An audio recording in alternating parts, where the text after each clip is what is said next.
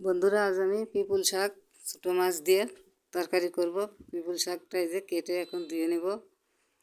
এখন কেটে নিয়েছি, এখন রান্না শুরু করেছি। আগের থেকে সম্বারা দেওয়া হয়েছে। কড়াইতে তেল দিয়ে রসুন আর রাঁধুনি ফোড়ন দিয়ে ভাজা হচ্ছে, কষাই হচ্ছে। কটা কাঁচা লঙ্কা চিড়ে দিয়ে দেওয়া হয়েছে, ভালো করে ভাজা হয়েছে। এখন এর ভিতরে কিছু মাথা আছে আগের দিনকার ছোটো মাছের। এখন চুনো মাছ যে ভেজে রেখেছিলাম সেগুলো দিয়ে দেওয়া হলো। এখন কষানো হয়ে গেছে, জল দিয়ে দেওয়া হলো, পরিমাণ মতো লবণ দেওয়া হলো। এখন হলুদ দিয়ে দেওয়া হচ্ছে, হলুদ দিয়ে দিচ্ছি।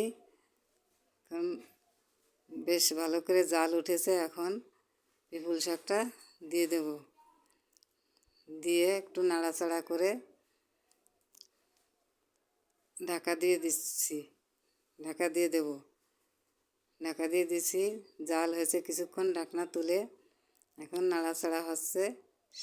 শাকটা সিদ্ধ হয়ে গেছে, এখন প্রায় হয়ে গেছে, জাল হচ্ছে খুব, প্রায় হয়ে গেছে। একটু পরেই নামিয়ে নেওয়া হবে। কিভাবে তরকারিটা করলাম এইভাবে তরকারি করে খেয়ে দেখবেন, খেতে খুবই সুস্বাদু।